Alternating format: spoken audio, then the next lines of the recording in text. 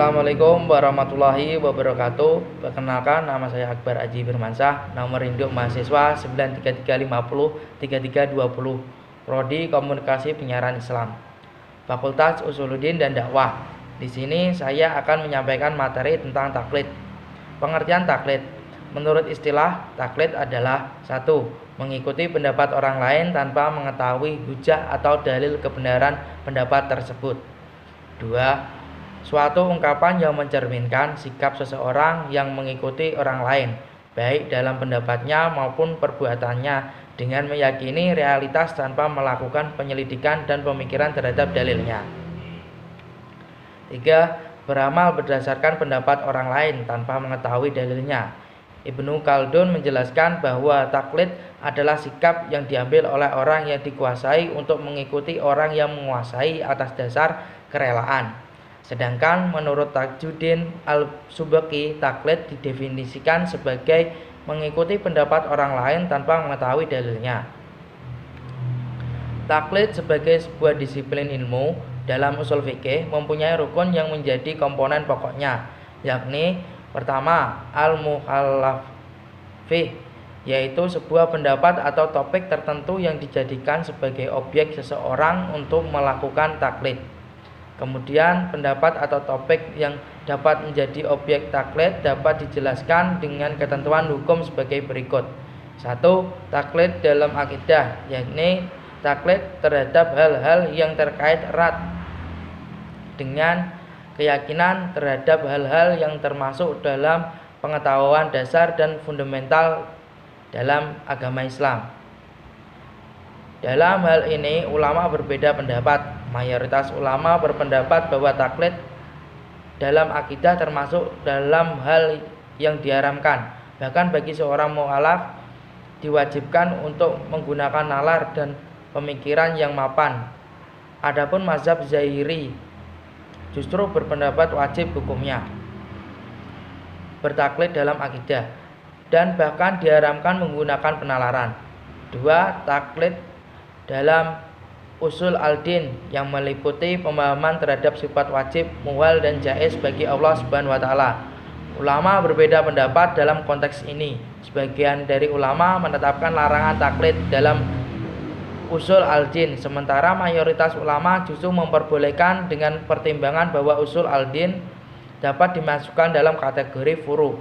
3. Taklid dalam al-furu', yakni taklid dalam hal-hal yang terkait amaliyah ibadah seseorang. Mayoritas ulama memperbolehkan taklid dalam hal tersebut dengan pertimbangan bahwa Allah Subhanahu wa taala telah memerintahnya.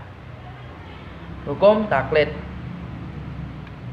Hukum taklid berbeda-beda sesuai dengan keadaan orang yang bertaklid dan masalah apa yang ditakliti. Dalam soal agama, bidang yang ditakliti terbagi dua, yaitu masalah akidah dan masalah fikih. Hukum taklid bagi orang awam. Ada dua pendapat tentang hukum taklid bagi orang awam, yaitu A. Wajib atau boleh, dan B. Haram. Pendapat pertama, wajib taklid bagi orang awam adalah pendapat jumhur, baik taklid dalam soal akidah atau fikih.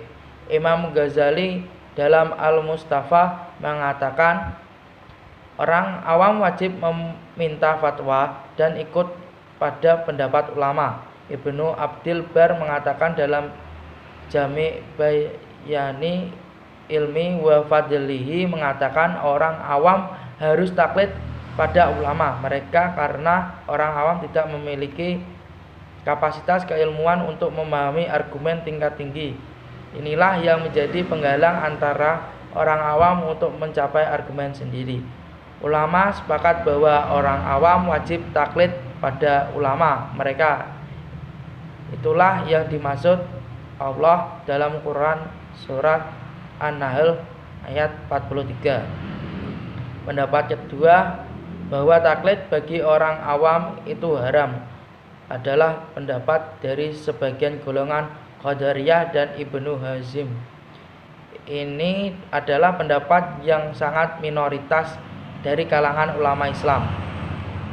Ibnu Hajar Al-Haytami dalam Tuhfatul Muhtaj fi Syarhil Minhaj mengatakan pendapat yang mutamad dalam soal ini adalah boleh taklid dari tiap imam mazhab yang 4. Begitu juga boleh taklid pada ulama selain mereka yang melihara mazhabnya dan dalam soal tersebut, sehingga diketahui syarat-syarat dan seluruh masalah yang dianggap muktabar.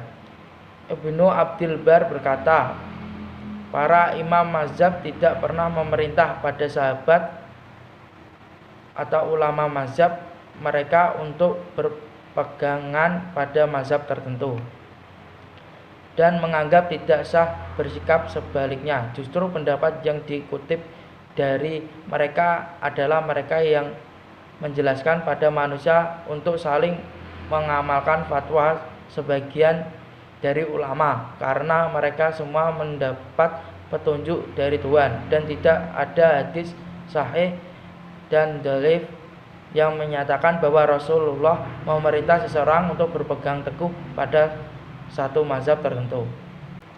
Perbedaan taklid dan ittiba taflik. Taklid artinya mengikuti tanpa alasan, meniru dan menurut tanpa dalil. Menurut istilah agama yaitu menerima suatu ucapan orang lain serta memperangi tentang suatu hukum agama dengan tidak mengetahui keterangan-keterangan dan alasan-alasannya. Orang yang menerima cara tersebut disebut mukallid. Sedangkan menurut para ahli usul fikih, ittiba ialah menerima atau mengikuti perkataan orang lain dengan mengetahui sumber atau alasan perkataan itu. Orang yang melakukan ittiba disebut mutabi'i, yang jamaknya disebut mutabi'un. Dan taflik merupakan istilah yang lahir sebagai reaksi dari berjangkitnya taklid yang telah melanda umat yang cukup lama.